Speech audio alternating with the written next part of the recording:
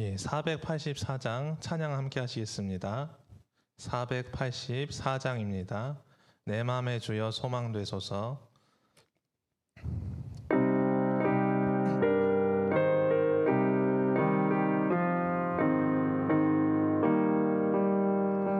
내 맘에 주여 소망되소서. 주 없이 모든 일 헛되어라. 밤에나 낮에나 주님 생각, 잘 때나 깰 때 함께 하소서. 지혜의 주여 말씀으로써 언제나 내 안에 계십소서. 주는 내 아버지 나는 아들. 주 안에 내가 늘 함께하네. 세상의 영광 나 안 보여도 언제나 주님은 나의 기억. 주님만 내 맘에 계시오니 영원한 주님 참 귀하셔라. 영원한 주님 내 승리의 주. 하늘의 기쁨을 주옵소서. 어떠한 고난이 닥쳐와도 만유의 주여 소망되소서.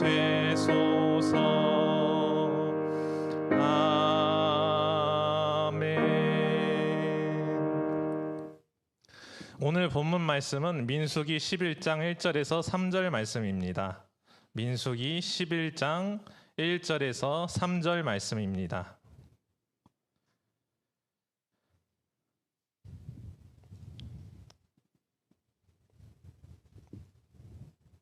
예, 다 찾으셨으면 저와 한 목소리로 민수기 11장 1절부터 3절까지 합독하시겠습니다. 여호와께서 들으시기에 백성이 악한 말로 원망하매 여호와께서 들으시고 진노하사 여호와의 불을 그들 중에 붙여서 진영 끝을 사르게 하시매 백성이 모세에게 부르짖음으로 모세가 여호와께 기도하니 불이 꺼졌더라. 그곳 이름을 다베라라 하였으니 이는 여호와의 불이 그들 중에 붙은 까닭이었더라. 예, 아멘. 제가 잠시 기도하고 시작하겠습니다. 예, 사랑하는 하나님 아버지, 부족하고 연약한 제가 이 교회의 기도와 저희를 중보하시는 예수님의 기도로 나눌 말씀을 받아서 설교하게 되었습니다. 하나님, 듣는 자나 말씀을 전하는 자나 아버지께 듣는 마음을 주셔서 저희 마음에 이런 것들이 잘 심겨서 하나님께 드릴 만한 동산의 열매 되게 하여 주시옵소서. 항상 감사드리며 예수 그리스도의 이름으로 기도했습니다. 아멘.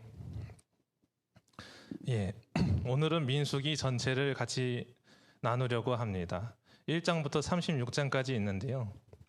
민수기를 말씀드리기 전에 이 어려운 성경책은 어떻게 읽어야 하나님의 그런 마음을 따라갈 수 있는지 한 가지 예시를 들어드리고 민수기를 시작하겠습니다.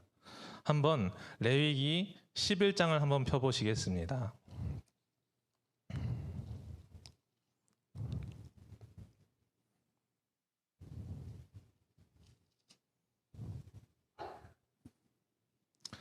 예, 레위기 11장입니다.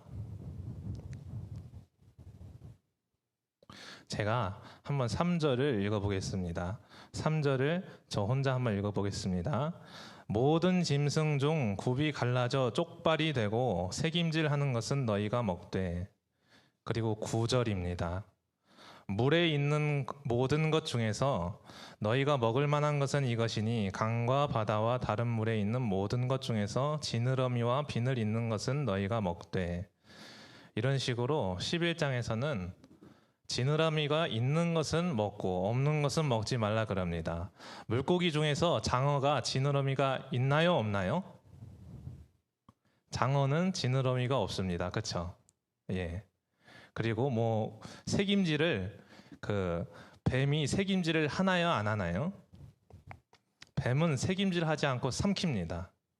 이렇게 11장에서는 부정하고 정한 것의 기준을 뱀을 닮은 것과 뱀을 닮지 않은 것, 이렇게 하나님께서는 일부러 그러한 뉘앙스를 11장 전체에서 드러내고 있습니다. 예를 들면은 굽이 있는 것은 먹어도 되지만 굽이 없는 것은 먹지 말라. 이 말 뜻은 뱀은 땅에 바로 살이 닿나요, 안 닿나요? 땅에 발이 살이 닿죠. 근데 발에 굽이 있으면은 땅에 바로 살이 안 닿죠. 그러니까 굽이 없는 동물들은 뱀을 연상시키니까 너희 그 뱀을 기억하면서 그거 먹지 말면서 너희의 욕심을 관리하라. 이런 식으로 하나님께서 이전에 하나님께서 당하셨던 그런 하나님의 그런 아픔, 그런 것들을 성경에서 우리가 보기를 원하십니다. 뱀한테 누가 먼저 속았죠? 여자가 먼저 속았습니다. 그러면 11장 다음에 12장을 보시면 뭐 성경책마다 이렇게 기록되어 있을 텐데요. 위에 뭐 주제로는 아이를 낳은 여인에 대한 규례라고 써 있습니다. 그래서 제가 한 구절 읽겠습니다. 6절을 보시면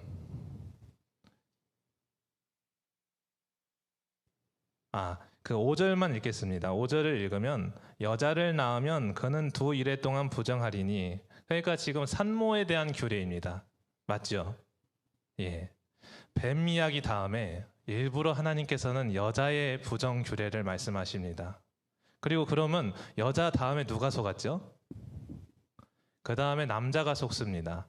13장 2절을 보면은요, 13장 2절에 만일 사람이 그의 피부에 무엇이 돋거나 뾰루지가 나거나, 지금 사람에게 생기는 피부병 규례로 넘어가고 있습니다. 근데 여기서 사람이라고 하는 이 단어는 아담입니다. 예, 아담을 연상시키게 함으로써 11장, 12장, 13장 이 세 장을 통해서 하나님께서는 뱀에게 여자가 속고 남자가 속았다라는 그런, 아직 이제 이 사람들이 창세기를 상기시킬 수 있도록 하나님께서 예전에 언약을 어겼던 아담에게 받은 상처를 이 백성들에게 이렇게 은근슬쩍 상기시키시는 것입니다. 이해가 되셨죠? 하나님께서는 자기가 당했던, 그리고 마음 아팠던 것들을 우리가 이렇게 이 얘기 다음에 왜 이 얘기가 나오고 이 순서가 왜 이렇게, 이 순서를 왜 이렇게 의도적으로 쓰셨을까?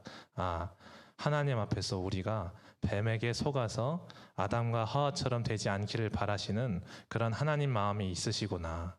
그래서 뱀하고 닮은 음식만 보더라도 하나님이 아파하셨지라는 것을 자꾸 기억하게 함으로써 그때는 이런 정결 예식들이 성령님이 기억하게 하시는 이 역할을 대신하게 해주셨던 것입니다. 그러면 이것을 이렇게 읽었던 이유는 민수기에서도 하나님께서는 말씀하신 것과 다르게 하나님의 그런 다른 마음을 드러내시고자 하는 의도가 있을까요, 없을까요? 예, 그냥 말만 들어보면은 지금 우리가 할 일이 아닌 것들이 분명히 있습니다.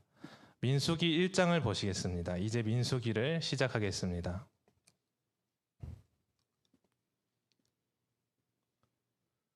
민수기 1장 3절입니다. 민수기 1장 3절을 함께 읽으시겠습니다. 이스라엘 중 20세 이상으로 싸움에 나갈 만한 모든 자를 너와 아론은 그 진영별로 계수하되. 지금 하나님께서는 모세를 통해서 전쟁에 나갈 만한 사람들을 계수하라고 말씀하시고 계십니다. 그럼 이 민수기를 읽을 때 하나님께서 이 백성들한테 지금 원하시는 것은 전쟁이구나라고 생각할 수 있습니다. 그렇죠? 근데 이 전쟁에 계수할 사람들을 12지파를 다 센 다음에 47절을 보시면 47절을 한번 보시겠습니다. 제가 읽겠습니다. 그러나 레위인은 그들의 조상의 지파대로 그 계수에 들지 아니하였으니 이 레위인을 이 모든 지파 중에서 따로 구별하면서 특별하게 얘기하고 계십니다. 그러면 전쟁이 중요한지 예배를 봉사하는 레위인이 중요한지 알 수 있으려면 우리는 민수기 2장으로 가보면 됩니다. 맞죠? 민수기 2장을 한번 보시겠습니다. 민수기 2장에서는 진을 편성합니다.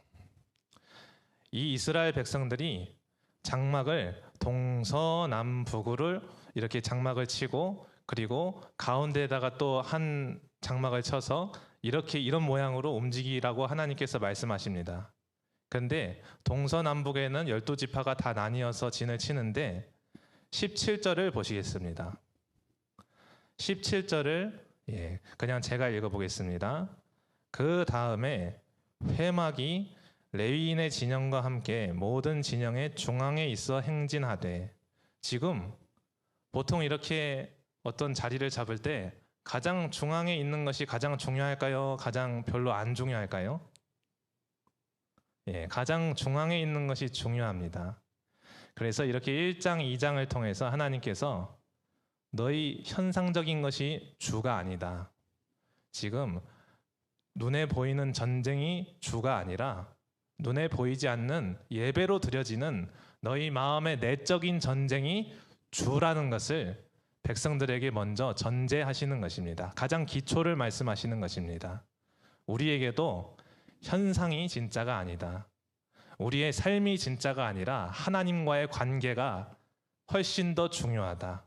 인생의 성패는 눈에 보이는 성공에 있는 것이 아니라 나와의 관계의 성공에 진짜 인생의 성패가 달려있다 라는 것을 1장, 2장을 통해서도 보여주는 것입니다. 그러면 또 우리는 지금 읽으면서 생각할 수 있습니다. 1장, 2장에서만 이렇게 써 있는 거 그렇게 읽는 거 괜찮은가? 그럼 3장에서도 제가 말씀드린 이 예배가 눈에 보이는 전쟁보다, 우리 눈에 보이는 삶보다 중요하다는 얘기를 또 하면 그럼 정말로 하나님의 말씀이 맞는 것입니다. 3장을 보겠습니다. 3장을 보면은 전쟁 얘기가 나오는 것이 아니라 3장 6절을 한번 보시겠습니다. 3장 6절을 한번 같이 읽어보시겠습니다. 같이 읽겠습니다. 레위 지파는 나아가 제사장 아론 앞에 서서 그에게 시종하게 하라. 지금 12지파가 해야 되는 전쟁을 얘기하고 있나요? 아니면 12지파를 대표해서 레위인이 수종 들어야 하는 제사장들의 예배를 얘기하고 있나요? 예배를 또 한번 얘기함으로써 하나님께서는 너희의 인생의 가시적인 문제보다 너희가 보지 못하는 내가 보는 너희의 마음의 문제가 훨씬 중요하다 라는 것을 3장에서 분명히 또 한번 반복해서 말씀하고 계시는 것입니다. 1장으로만 알기엔 조금 이렇게 못 알아먹을 것 같고 2장으로만 알기엔 조금 더 의심할 것 같고, 그러면 하나님께서 3장에서도 말씀을 하시는 것입니다. 예배가 너희의 인생에 너네가 생각하는 문제보다 훨씬 더 중요하다.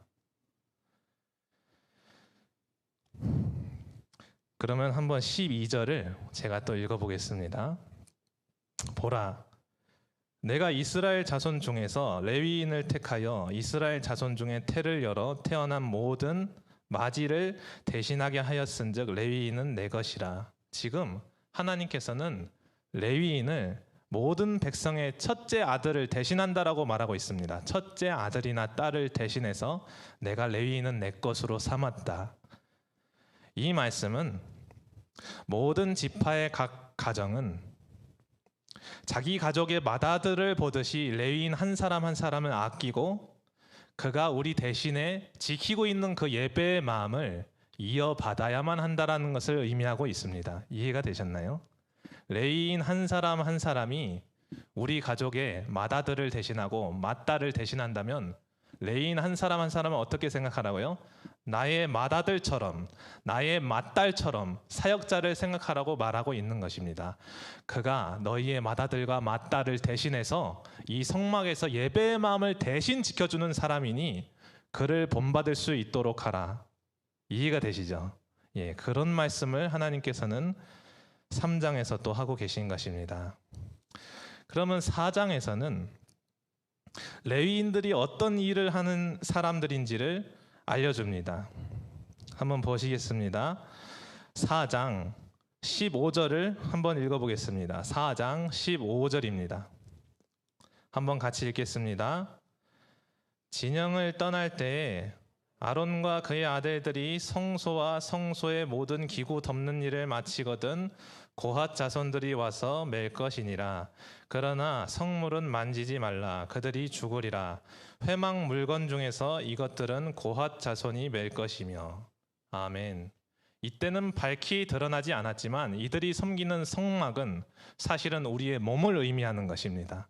성소는 우리의 마음을, 그리고 제단은 우리의 손과 발, 몸을, 그리고 성막 주변에 쳐 있는 모든 울타리들은 우리의 몸의 그런 피부들을 의미하여서 이 성막은 무엇입니까? 이들이 섬기는 백성 한 사람 한 사람을 대표해서 하나님께서 성막을 주신 것입니다. 성막이 우리입니다. 우리를 장막이라 말하고 성전이라 말하는 이유가 여기에 있습니다. 그렇기 때문에 성막은 각 사람의 몸과 마음을 상징하기 때문에 둘러친 장막은 그의 몸 외부를, 제단은 백성들의 손과 발의 행동을, 지성소는 그들의 마음을 상징한다는 것을 기억하셔야 됩니다. 레위인들은 이 둘러친 성막에만 봉사한다라고 생각하지 말고, 예를 들면 전도사들은 이 교회 건물을 섬긴다라고 생각하지 말고 이 교회 건물이 성도들의 피로 지어졌으니 그들을 섬긴다라는 마음으로 교회를 섬기라 말씀하시는 것입니다. 백성들의 몸과 마음을 섬긴다라는 마음으로 교회를 섬겨야 된다라는 것을 하나님께서 드러내고 계시는 것입니다. 5장으로 넘어가겠습니다. 제가 36장까지 해야 되기 때문에 재밌게 말씀을 드리겠습니다. 저는 재밌거든요. 5장에서는 첫 번째 단락에서는 2절에서 제가 2절을 읽겠습니다. 5장 2절입니다. 이스라엘 자손에게 명령하여 모든 나병 환자와 유출증이 있는 자와 죽음으로 부정하게 된 자를 다 진영 밖으로 내보내되. 지금 첫 번째 단락에서는 피부병이 걸린 백성들에 대한 처분을 말씀하고 계십니다. 그리고 두 번째에서는 5장 6절을 보겠습니다. 제가 다시 한번 읽겠습니다. 이스라엘 자손에게 이르라. 남자나 여자나 사람들이 범하는 죄를 범하여, 사람들끼리 범하는 죄입니다. 사람들끼리 범하는 죄를 범하여 여호와께 거역함으로 죄를 지으면, 이것은 서로 범죄하는 사람들을 얘기하는 것입니다. 제가 이 이웃을 때리거나 이웃이 저를 때리거나 이런 죄에 대해서 어떻게 처분해야 될지 레위인과 그리고 제사장들에게 규례를 말씀하시는 것입니다. 그리고 세 번째 단락에서는 14절을 읽어보겠습니다. 제가 읽겠습니다. 그 남편이 의심이 생겨. 여기까지만 읽겠습니다. 아내가 뭔가 간음을 한 것 같고 아내가 다른 사람한테 바람을 핀 것 같을 때에 그 증거는 없지만 남편의 마음에 의심이 생기면 어떻게 해결해야 될지에 대한 규례입니다. 이것들은 분명히 그 단락단락마다는 이걸 어떻게 해결해야 될지이지만 지금 4장에서 성막을 섬기는 레위인들이 이 성막이 누구라 그랬죠? 성막은 그들이 섬기는 백성들이고 그들이 섬기는 성도들입니다. 그 다음에 하나님께서 말씀하시는 것은 너희가 백성 대신 성막을 섬기는데 너희가 섬길 백성은 이런 사람들이다. 그들 중에는 피부병이 걸린 것처럼 병들고 병약한 사람들도 있고, 그리고 두 번째는 그들은 서로 미워도 한다. 서로 때리고 치고받고 그렇게 범죄도 하는 사람이다. 게다가 그들 중에는 자기 아내에게 아내가 그런 증거가 없어도 의처증이 있고 막 그렇게 마음이 좁은 사람들이다. 레위인들아 제사장들은 잘 들으라는 것입니다. 너희가 섬기는 백성들에게 큰 기대를 할 것이 없다. 그들 중에는 약한 사람도 있고 병든 사람도 있고 또 이웃끼리 자주 싸우는 사람도 있고 그리고 자기 아내를 의심할 정도로 마음도 병든 사람이 있다. 이런 것을 알고 행하라는 것입니다. 성막을 섬긴다라는 것이 백성들을 알아주라는 말씀을 하시는 것입니다. 6장에서는 나시린의 법에 대해서 나와 있습니다. 이 나시린도 정말 재미있습니다. 나시린은 뭐 레위나 제사장들은 이미 헌신이 되었잖아요. 그렇죠? 근데 나시린은 백성 중에서 하나님께 특별히 서원해서 아우 제가 이제 한 5년 동안 중고등부 섬기겠습니다. 제가 뭐 10년 동안 제가 이렇게 유치부 섬기겠습니다. 갑자기 그렇게 막 뜨거워진 열심을 가진 이렇게 성도들이 있잖아요. 그렇죠? 그러면은 그런 사람들에게 사실 사역자들도 기대할 수 있죠. 예, 이 사람이 나를 얼마나 많이 도와줄 수 있을까 이렇게 기대하는 마음이 생길까봐 하나님께서 나시린에 대한 규례를 적으시는데 나시린을 보면은요 한번 보겠습니다. 14절부터 15절 6장 14절부터 15절을 한번 보시겠습니다. 6장 14절부터 15절 같이 읽겠습니다. 예, 그는 여호와께 헌물을 드리되 번제물로 1년 된 흠없는 순양 한 마리와 속죄제물로 1년 된 흠없는 어린 암양 한 마리와 화목제물로 흠없는 순양 한 마리와 무교병 한 광주리와 고운 가루에 기름 섞은 과자들과 기름 바른 무교 전병들과 그 소제물과 전제물을 드릴 것이요. 예, 아멘. 레위기에서 5가지 제사가 있습니다. 번소, 화, 속속 이 기억나시나요? 예, 지난주에 레위인과 같은 이렇게 천재석 전도사님이 한번 설교하셨는데요. 번제, 소제, 화목제, 속건제, 속죄제 이렇게 5가지가 있는데 이 나시린이 자기를 헌신하는 기간이 다 끝나면은 이 제사들 중에 어떤 거 한 가지 빼고 다 드립니다. 어떤 거 한 가지냐면 속건제입니다. 근데 속건제란 제가 옆에 있는 이웃에게 손해를 끼치거나 하나님의 물건에 손해를 끼치면 제가 하나님이나 이웃에게 뭐 하는 제사냐면 손해 배상하는 제사입니다. 근데 나시린이 다 이렇게 규례를 마치고 어떤 제사를 안 드린다고요? 이 속건제, 손해 배상제만 안 드립니다. 하나님께서는 성도들의 헌신이나 이 백성들의 헌신이 그렇게 많이 기대할 것이 아니라 그들이 손해를 안 끼친다는 것에 대해서 감사해라. 예. 그들이 뭘 더 일으키고 뭔가 엄청난 성취를 하기를 바라는 것이 아니라 일을 안 만든다는 것에 감사해라. 그러는 것입니다. 이해가 되시나요? 일을 안 일으키는 사람, 사고를 안 내는 사람에게 감사해라. 그 정도로 너네는 백성들을 받아들여야 된다라는 말씀을 사역자나 다름이 없는 레위인과 제사장들에게 말씀을 하시는 것입니다. 이해가 되셨나요? 6장 20절을 보시면요. 6장 20절이 아니라 6장 22절입니다. 6장 22절부터 23절입니다. 6장 22절부터 23절 같이 읽어보겠습니다. 6장 22절 23절 여호와께서 모세에게 말씀하여 이르시되 아론과 그의 아들들에게 말하여 이르기를 너희는 이스라엘 자손을 위하여 이렇게 축복하여 이르되 아론과 그의 아들들은 제사장입니다. 그래서 하나님께서 너네는 그냥 축복해라. 축복하는 마음을 가져야 된다라는 것입니다. 내가 방금 알려준 것처럼 백성들 중에는 연약한 사람도 있고 병약한 사람도 있고 서로 자주 싸우는 건강하더라도 서로 자주 싸우는 사람이 있고 그리고 자기 가족까지도 의심하는 마음의 병이 걸린 사람이 있고 그들이 헌신한다 하여도 사고 안 일으키는 것으로 족하다. 그러니까 그냥 축복해주는 마음으로 지내면 내가 때를 따라서 너도 나를 내가 너도 사랑하겠다 제사장아. 이렇게 말씀하시는 것입니다. 이해가 되시죠?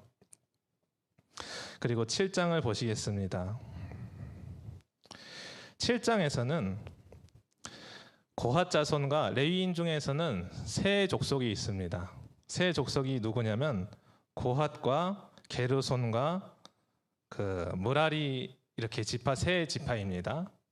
근데 이들이 이제 일하는 것은 제사장을 도와서 성막을 옮기는 일이었습니다. 이 사람들이 텐트를 치고 다니니까 광야에서 절로 옮기면 누가 텐트 쳐야 되냐면 이 성막에 대한 텐트는 레위인들이 대신 치는 것입니다. 근데 참 특이한 사실은 고핫 자손은 그러니까 지금 무라리와 게르손 자손은 성소가 아니라 지성소가 있고 뜰이 있고 그리고 울타리가 있지 않습니까? 근데 뜰과 울타리에 있는 것들은 옮길 때 그들에게 수레를 줘라. 그러니까 스타렉스 하나씩 주라는 것입니다. 근데 고핫 자손은 어깨로 메야 된다. 근데 지성소는 뭐를 의미한다고요? 지성소는 각 백성의 마음을 의미하는 것입니다. 그렇기 때문에 이 주변 머리들은 백성들 각자의 조금 이렇게 우리와 거리가 있는 삶이 있지 않습니까? 사역자와 그냥 성도들이 삶의 모양이 다릅니다. 그렇죠? 성도들은 각자 이렇게 일하면서 지내고 뭔가 그런 삶의 모양이 다르기 때문에 그것까지 다 이렇게 다 맞닿아 있을 수는 없습니다. 왜냐하면 성경에서는 우리가 기도와 말씀에 전무하리라 했던 것처럼 뭔가 말씀할 사역자들은 자기의 직업을 가질 수도 자기의 꿈을 이룰 수도 없지 않습니까? 그렇기 때문에 그 생활이 너무 맞닿아 있지는 말라고 손에 닿지 않게 수레로 백성들을 이렇게 끌어당기는 것입니다. 근데 마음에 있어서는 고앗 자손이 이 지성소를 뭘로 매야 된다고요? 어깨에 매야 됐습니다. 어디 보겠습니다. 7장 9절입니다. 7장 9절을 함께 읽어보시겠습니다. 7장 9절 같이 읽겠습니다. 고핫 자손에게는 주지 아니하였으니 그들의 성소의 직임은 그 어깨로 매는 일을 하는 까닭이었더라. 아멘. 예, 성소는 백성들의 마음을 상징하는데 그 마음에 있어서는 맞닿아 있으라는 것입니다. 생활의 모습이 달라도 뭔가 하는 일이 다르고 삶의 모양이 달라도 이 레위인이나 제사장들로 하여금 그들의 마음에는 너희의 손과 어깨가 닿아 있는 것처럼 이 살이 맞닿아 있어야 된다. 그들과 너희를 뭔가 이렇게 다른 사람처럼 구별하지 말라는 그런 레위인의 가장 중요한 지파에 대해서 얘기하고 있는 것입니다. 그럼 또 보겠습니다. 7장에서는 또 12지파에서 우두머리의 아들들이 낸 헌물들에 대해서 얘기하고 있습니다. 12지파가 이렇게 다 얘기하는데요. 14절을 한번 보겠습니다. 14절. 예, 우선 11절부터 같이 읽겠습니다. 11절. 여호와께서 모세에게 이르시기를 지휘관들은 하루 한 사람씩 제단에 봉헌물을 드릴지니라 하셨더라. 지금 하루에 한 명씩 12지파가 다 릴레이로 와서 헌물을 드려야 되는데요. 그 헌물의 내용을 보겠습니다. 14절을 보겠습니다. 14절 같이 읽겠습니다. 또 13개의 무게의 금그릇 하나라. 그것에는 향을 채웠고, 예, 아멘. 이 13개의 무게의 금그릇 하나. 근데 이 12지파에서 우두머리의 아들마다 그릇을 하나씩 가지고 옵니다. 금그릇을. 그 의미는 하나님께서 이 각 지파의 모든 사람들을 성소의 기물처럼 여기신다는 것입니다. 성소의 그릇들이 있지요. 근데 이 백성들이 이 성소 안에 있는 그릇처럼 나는 이 백성들을 성소 그 자체로 보신다라는 말을 하고 계신 것입니다. 그리고 그 다음에는 속죄제물과 소와 양들을 가져오는데 그것들은 하나님께서 이들을 깨끗하게 여기시려고 가져오라고 하신 것입니다. 그래서 제사장들과 레위인에게 나는 이들을 거룩하게 하려고 내가 용서를 베풀 수 있는 규례와 이런 헌물들도 가져올 마음을 줬다. 그러니까 너희도 제사장과 레위인들도 이 백성의 그 내가 백성을 사랑하는 마음을 너희도 품으라는 것을 7장까지는 얘기하는 것입니다.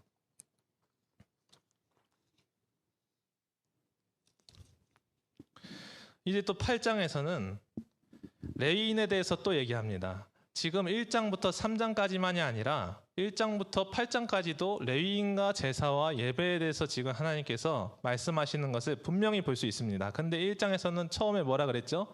전쟁을 위해 사람을 계수하라 그랬는데 전쟁보다 분명히 예배가 더 중요하다는 것을 1장에서만 얘기하는 것이 아니라 8장까지도 얘기하고 있다는 것을 우리는 볼 수 있습니다. 그렇기 때문에 민수기에 나타난 이 처음에 서론에 등장하는 예배가 더 중요하다는 것이 얼마나 중요한지 모릅니다. 근데 8장을 보겠습니다. 8장 10절을 보겠습니다. 8장 10절입니다. 예, 같이 읽어보겠습니다. 레위인을 여호와 앞에 나오게 하고 이스라엘 자손이 그들에게 안수하게 한 후에, 그리고 11절도 읽겠습니다. 아론이 이스라엘 자손을 위하여 레위인을 흔들어 바치는 제물로 여호와 앞에 드릴지니 이는 그들에게 여호와께 봉사하게 하기 위함이라. 아멘. 레위인은 어떻게 바치는 제물이라 그랬죠?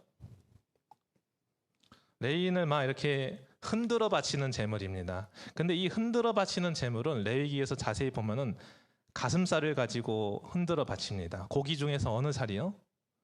가슴살을 가지고 흔들어 바칩니다. 이 말뜻은 레위인이 이 사역자들이 백성들이 마음을 어떻게 그 자기 생활 가운데 항상 잘 지킬 수 있겠습니까? 자기의 생활도 있고 자기의 뭐 이렇게 이것저것 애기 똥 치우는 일도 있고 별게 다 있지 않겠습니까? 이웃하고 싸울 일도 있고 별게 다 있는데 레위인들이 너희의 그 지키기 힘든 마음을 대신해서 항상 예배의 마음을 지키고 있단다. 그걸 기억해라.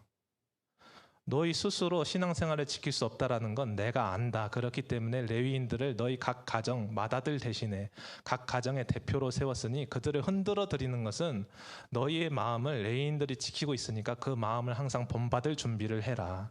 이렇게 말씀을 하고 계시는 것입니다. 그렇기 때문에 사역자는 각 가정의 대표자로서 하나님께서 대신 세우신 것입니다. 여기까지 이해가 되시죠? 백성들의 예배의 마음에 그 내적인 전쟁, 마음속에 있는 전쟁을 대신 치른 자가 누구라고요? 레위인이고 제사장이고 그리고 사역자들이라는 것입니다.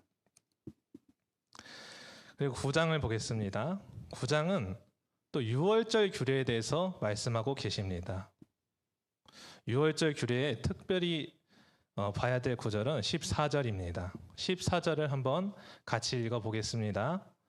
만일 타국인이 너희 중에 거류하여 여호와 앞에 유월절을 지키고자 하면 유월절 율례대로 그 규례를 따라서 행할지니 거류민에게나 본토인에게나 그 율례는 동일할 것이니라. 지금 이 유월절은 부정하거나 정하거나 타국인이거나 뭐 우리 내국인이거나 다 드릴 수 있다라는 말씀을 하심으로써 이렇게 예배가 중심이 되는 내 나라가 이스라엘에만 국한되는 것이 내 목표가 아니라 하나님의 목표는 어디까지요? 나는 온 세상이 예배가 자기의 보이는 삶보다 더 중요하다라는 것을 알고 지내는 그런 확장이 일어났으면 좋겠다라는 것입니다. 하나님의 본심을 이렇게 조금씩 드러내시는 것입니다. 이해가 되시죠? 저희 교회뿐만 아니라 우리 각 사람이 사역자를 통해서 그 예배의 마음을 이렇게 본받아서 어디까지요? 교회 바깥까지 그리고 저 나라까지 다른 사람까지 그렇게 하나님께서는 확장을 원하신다라는 것을 유월절 규례를 통해서 우리가 지금 알고 있는 예수 그리스도의 신앙을 여기서도 드러내고 계시는 것입니다. 10장을 보시겠습니다. 10장에서는 나팔에 대해서 얘기하고 있습니다. 나팔을 불 때 행진하고 나팔을 몇 번 불 때 뭐 전쟁하고 이런 얘기인데요. 이 나팔을 누가 부는지 보시겠습니다. 10장 8절입니다. 10장 8절을 같이 읽겠습니다. 그 나팔은 아론의 자손인 제사장들이 불지니 이는 너희 대대의 영원한 율례니라. 아멘. 행진이든 전쟁이든 간에 누가 지금 그 신호를 발사하죠? 예배의 집도자가 그 신호를 발사하는 것입니다. 우리의 삶에 어떤 선택지가 놓였을 때 내 뜻대로 내 우선적인 생각으로 하는 것이 아니라 어디에서 여쭤보셔야 되죠? 오늘 새벽 기도에서 나는 응답을 받는지 안 받는지 혹시 내가 원하는 응답이 없을지라도 먼저 하나님께서 내게 무엇을 원하시는지를 들어야겠다라는 마음으로 오라는 것입니다. 제사장들과 레위인들은 이 백성들은 항상 뭐가 우선이 되기가 쉽죠? 내 문제, 내 생활, 내 자녀의 뭐 진학 문제, 내 자녀의 무슨 결혼 문제 이게 우선이 되기 쉽기 때문에 두 귀가 울릴 때 이 예배처에 나와서 귀에 들리는 것이 있을 때 그것을 따라가라는 것입니다. 그렇기 때문에 예수님께서도 무슨 말씀을 하시죠? 내 양은 내 음성을 듣나니 라고 말씀하시는 것입니다. 요한계시록에서도 뭐라 그러죠? 하나님의 백성은 예수님께서 어디로 따라오라 하시든지 따라가는 자더라. 이것이 그들의 의입니다. 우리가 정말로 하나님과 관계가 있다면 나팔 소리가 들리기 전엔 행진하지 않는 것입니다. 성경에 또 뭐라고 써 있죠?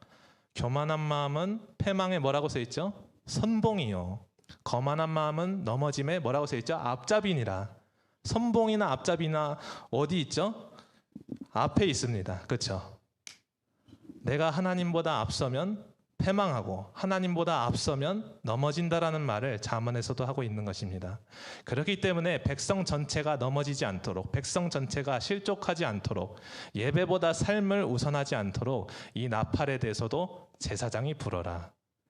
제사장이 언제 붑니까? 하나님이 부르라고 하면 부는 것입니다. 그런 식으로 공동체 예배의 질서를 지금 나타내고 계시는 것입니다. 근데 이제 이 괴가 통치 가운데에서 언약궤도 옮겨지지 않습니까? 이제 언약궤가 나 이제 일어나서 딴 데로 옮겨가고 싶어 하면서 언약궤를 통해서 하나님께서 제사장들에게 말씀을 하시는 것입니다. 언약궤 위에는 시은좌가 있어가지고 거기서 모세와도 대화하시고 대제사장들과도 대화를 하실 것입니다. 근데 그 시은좌가 떠날 때에는 보시겠습니다. 35절을 보시겠습니다. 10장 35절입니다. 같이 읽겠습니다. 괴가 떠날 때에는 모세가 말하되 여호와여 일어나사 주의 대적을 흩으시고 주를 미워하는 자가 주 앞에서 도망하게 하소서 하였고, 그리고 36절도 읽겠습니다. 괴가 쉴 때에는 말하되 여호와여 이스라엘 종족들에게로 돌아오소서 하였더라. 움직일 때나 멈출 때나 하나님한테 계속해서 기도합니다. 주님 말씀하시면 내가 나가리다. 주님 뜻이 아니면 내가 멈춰서리다.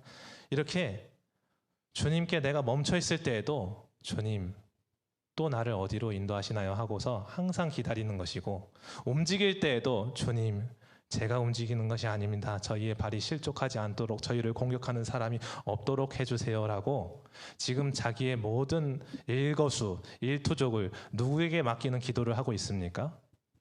하나님께 모든 일거수, 일투족을 의탁하는 기도를 해야 된다라는 것을 말하고 있는 것입니다. 이렇게 예배가 지금 다 예배에 대한 규례가 다 정해졌습니다. 한 10번 말했으면 진짜 많이 말하셨죠, 그렇죠? 10번쯤 말했으면 조금 이렇게 들을만 하죠, 그렇죠? 좀 기억할 만하고 유념할 만합니다. 근데 이 민수기의 이 뒷 얘기는 유념해서 들은 자와 유념하지 않고 들은 자의 차이가 나타나기 시작합니다. 오늘 읽었었던 본문 말씀입니다. 11장 1절부터 3절까지 제가 다시 한번 읽어보겠습니다. 여호와께서 들으시기에 백성이 악한 말로 원망하매 여호와께서 들으시고 진노하사 여호와의 불을 그들 중에 붙여서 진영 끝을 사르게 하시매. 지금 사람들이 뭐 한다라고 기록되어 있습니까? 원망합니다. 원망이라는 것은 어디서 나오는 거죠? 우리 중심적인 생각과 우리 중심적인 이기적인 욕구에서 원망이 나타나는 것입니다. 하나님께서는 이 이기적인 욕구를 통해서 내가 감히 분수에 지나치게 하나님께 원망하는 일이 생길까봐 계속해서 뭐를 강조하신 거죠? 너희의 그 이기적인 욕구가 예배를 통해서 통제가 될 수 있도록 하라고 10장까지 예배의 규례를 그렇게 강조하신 것입니다. 근데 이들이 정말로 명분에 그럴싸한 불평을 했으면 상관이 없는데 어떤 불평을 합니까? 여기에서 내용은 이렇습니다. 한번 보겠습니다. 11장 5절 보겠습니다. 5절. 11장 5절입니다. 같이 읽겠습니다. 우리가 애굽에 있을 때에는 값없이 생선과 오이와 참외와 부추와 파와 마늘들을 먹은 것이 생각나거늘. 지금 광야에서는 이런 것들 먹고 있다고요? 못 먹고 있다고요? 못 먹고 있다고 지금 불평하는 것입니다. 누가 우리에게 고기를 주어 먹게 하겠느냐 하면서, 하나님이 고기를 주실 수 있겠느냐 하면서 지금 먹을 거 못 먹는다고. 사실 이들에게 하나님 사랑하기에 부족하게 하지 않으셨습니다. 손과 발이 부르트지 아니하였고 옷이 헤어지지 아니하였고 그들 중에 병 걸린 자가 없었다라고 성경은 분명히 기록하고 있습니다. 우리도 신앙생활을 통해서 하나님 사랑하게만 해주세요. 그러면 하나님께서 뭐라 그러시는지 아십니까? 너가 나를 사랑하는 데 필요한 건 다 주겠다. 그런데 우리의 욕심이 기준이 되면 저는 이걸로 만족 못하겠는데요. 근데 하나님 보시기에는 그게 충분한 것입니다. 제 생각에는 제게 10,000원이 필요한데요. 하나님 보시기에는 제게 100원이 필요한 것입니다. 그것이 신뢰입니다. 그게 믿어지게 하시려고 그런 하나님을 향한 사랑이 굳세게 흔들리지 않게 일관되게 하시려고 예배의 중요성을 계속 강조하셨던 것입니다. 근데 이들은 고기를 먹어야지 하나님 사랑할 수 있겠어요. 제가 잘생긴 남자와 결혼을 해야지 사랑할 수가 있겠어요. 제 자식이 서울 안에 있는 대학에 진학하지 못하면 저는 하나님 원망할 겁니다. 이렇게 말하고 있는 것입니다. 재밌죠? 성경은 정말로 우리와 맞닿아 있습니다.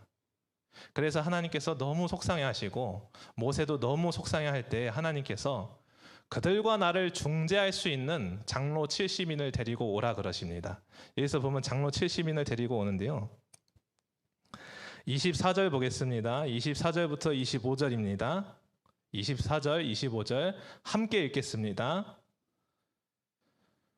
모세가 나가서 여호와의 말씀을 백성에게 알리고 백성의 장로 70인을 모아 장막에 둘러 세우매 여호와께서 구름 가운데에 강림하사 모세에게 말씀하시고 그에게 임한 영을 70 장로에게도 임하게 하시니 영이 임하신 때에 그들이 예언을 하다가 다시는 하지 아니하였더라. 아멘. 지금 이 장로들이 백성들의 불평을 하나님한테 호소해서 고기 받아내려고 왔습니다. 그렇죠?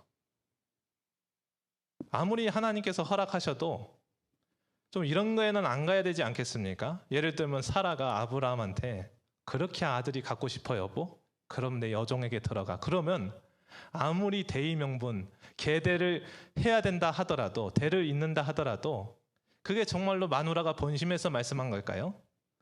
이거는 진짜 우리 남편의 대를 잇기 위해서 내 여종을 정말로 사명감으로 준 것이다. 한번 손들어 보십시오. 절대 그렇지 않죠.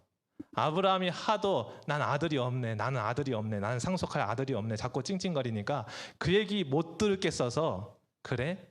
여보 그럼 내 여종에게라도 들어가 봐. 이렇게 생각하는 사람이 있으니까 이렇게 생각하고 준 거죠. 사실 본심이 아니죠. 어떻게 그 아내가 남편이 다른 여자에게 들어가라고 그렇게 말할 수 있겠습니까? 그렇죠?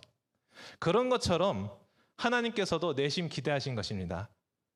적어도 너희 백성의 장로라면 이런 걸로 나와 백성을 중재하러 나올까? 안 나왔으면 좋겠는데. 이해가 되시죠?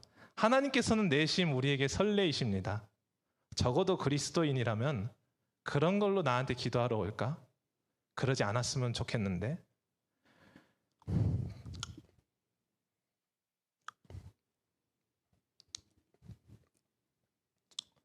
예, 26절을 보시겠습니다.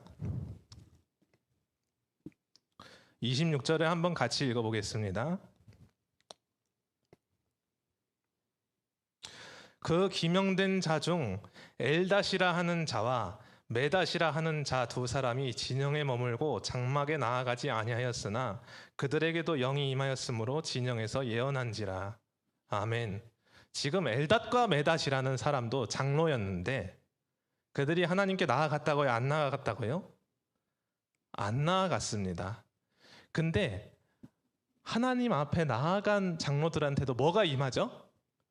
영이 임해서 예언합니다. 근데 엘닷과 메닷에게도 영이 임해서 예언합니다. 근데 이 영이 임하다라는 단어가 다릅니다. 중재를 하러, 그러니까 백성 고기 좀 먹게 해주시죠 하나님. 이렇게 하러 온 장로들에게는 영을 그냥 줬다라고 표현되어 있습니다. 나탄. 뭐라고요? 그냥 내어주다. 영을 주다. 성령을 그냥 이렇게 그래. 너네가 정 그렇다면 너네까지 정 그렇다면 백성의 지도자라 말하는 사람들까지 정 백성들에게 고기를 먹이고 꼭 씹겠다면 이렇게 그냥 영을 준 것입니다. 이해가 되시죠? 근데 엘닷과 메닷은 무슨 이유에선지는 나와 있지 않지만 나가는 곳에 중재하러 갔다고요? 안 나갔다고요? 안 나갔습니다. 근데 이 사람들에게는 하나님께서 영이 편히 쉬셨다라고 기록되어 있습니다. 누아흐는 노아 아시죠? 노아의 홍수. 예, 노아라는 그 말 뜻이 편히 쉬다입니다. 엘닷과 메닷은 아니 어떻게 하나님한테 고기 안 먹여줘서 불평하는 걸로 내가 중재를 나갈 수 있겠니? 나는 그런 중재자가 되기는 싫다. 나는 고기 못 먹어서 하나님 속상하게 해드리고 싶지는 않다. 우리가 얼마나 작은 욕심으로 하나님한테 속상하게 해드립니까? 우리의 생존에 필요 없는 것들에도 우리는 하나님한테 너무 많이 요구할 때가 많이 있습니다. 하나님께서는 우리에게 하나님의 능력을 그냥 주시길 원하시는 게 아니라 우리와 손잡고 아니면 우리 마음에서 편하게 쉬시길 원하시는 분이십니다.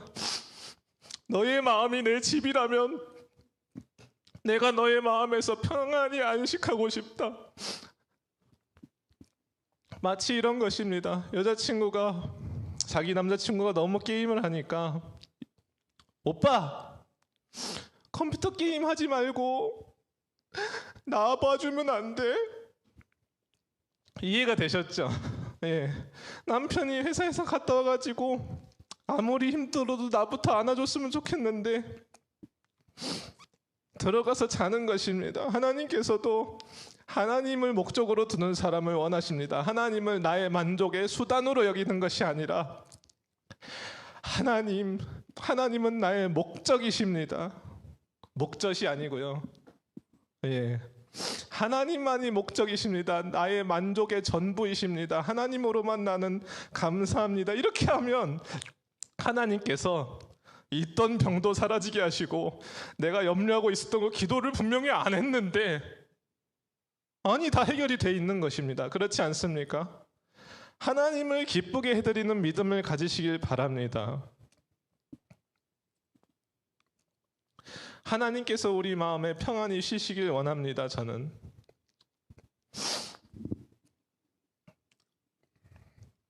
원래 36장까지 제가 다 하려고 지금 제 밤새고 난리를 쳤는데요. 근데 이거 많이 이렇게 못 나갔네요. 예, 한 가지만 더 말씀을 드리겠습니다. 예, 하나님께서는 설교를 길게 하는 것을 좋아하지 않으시기 때문에 저를 예. 아까 이제 진영에 불이 붙었다라고 말씀드리지 않았습니까? 그렇죠? 백성들이 원망할 때 진영에 불이 붙는 이유만 말씀드리고 예배를 마치겠습니다. 제사를 드릴 때 고기를 쪼개고 피를 막 이렇게 뿌리지 않습니까? 그렇죠? 근데 이 피에는 생명이 있다라고 기록되어 있습니다. 이 피는 생명에는 욕구가 있다라고 또 성경은 기록합니다. 그래서 피는 하나님 앞에서 내가 숨기는 욕구가 없습니다 하고 뿌리는 것입니다. 이해가 되시나요? 그게 제사의 의미입니다. 그럼 정말로 내 대신 드려지는 이 송아지가 나 대신 죽어서 피를 뿌렸다면 그거 그냥 형식적인 절차로 끝내버리는 것이 아니라 내 마음에서도 이 욕심을 지으려고 해야 될까요? 안 해야 될까요? 예, 예배는 드려지고 나는 안 드려지고 이거 할 수 없습니다. 그렇죠? 가인과 가인의 제물은 받지 아니하신지라 아벨과 아벨의 제물은 받으셨으나 하나님께서는 우리의 예배와 우리를 같이 1+1으로 받으시기를 원하실까요? 원하시지 않을까요? 예, 권사님들도 1+1 좋아하시죠? 예, 우리를 예배와 함께 1+1으로 받고 싶어 하시는 분이십니다.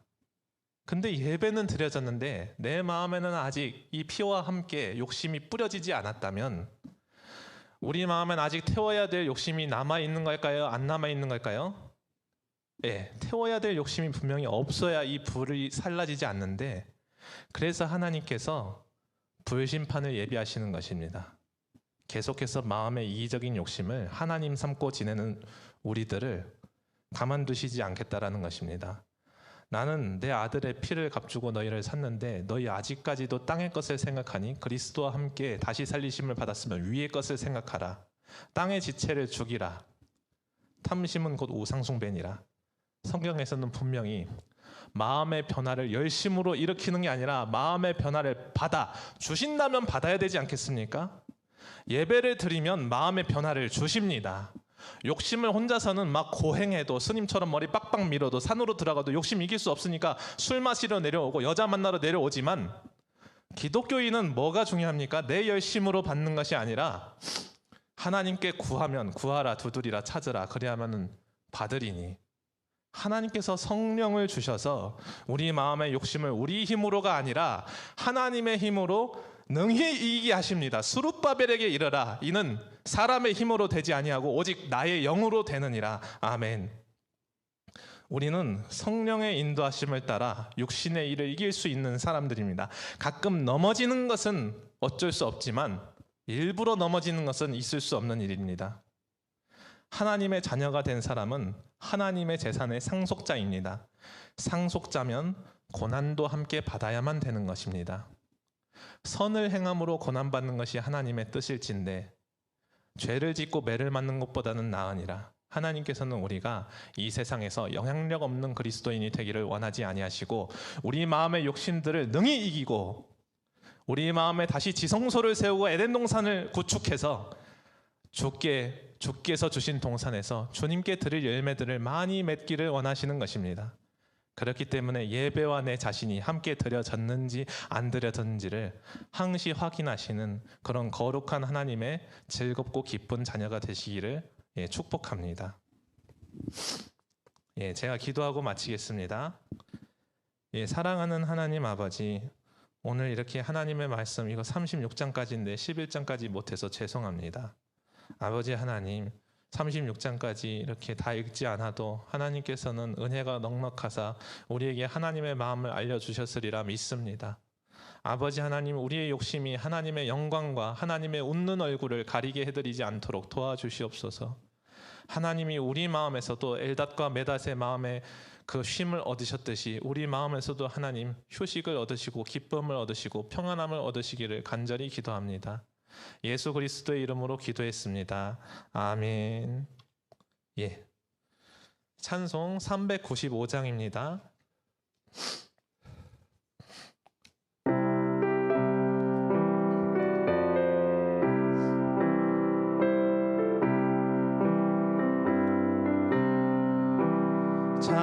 자비하신 예수여, 내가 사람 가운데 의지할이 없으니 슬픈 자가 됩니다. 마음 심히 어두니 밝게 하여 주소서. 나를 보호하시고 항상 인도하소서. 죄를 지은 까닭에 나의 마음이 고나니 용서하여 주시고 쉬게 하여 주소서. 천국 가고 싶으나 나의 공로 없으니 예수 공로 힘입어 천국 가게 하소서. 허락하심 이루어 사랑 항상 있도다. 모두 이뤄주심을 나는 믿사옵니다. 구주 밖에 누구를 달리 찾아보리요. 복과 영생 예수니 더 원할 것 없도다. 거룩하신 구주여, 피로 날 사셨으니 어찌 감사하온지 말로 할 수 없도다. 주의 귀한 형상을 나도 있게 하시고 하늘 날아가서도 사랑하게 하소서. 아멘. 주기도문으로 예배를 마치시겠습니다. 하늘에 계신 우리 아버지여, 이름이 거룩히 여김을 받으시오며 나라가 임하시오며 뜻이 하늘에서 이루어진 것 같이 땅에서도 이루어지이다. 오늘 우리에게 일용할 양식을 주시옵고 우리가 우리에게 죄 지은 자를 사하여 준 것 같이 우리 죄를 사하여 주시옵고 우리를 시험에 들게 하지 마시옵고 다만 악에서 구하시옵소서.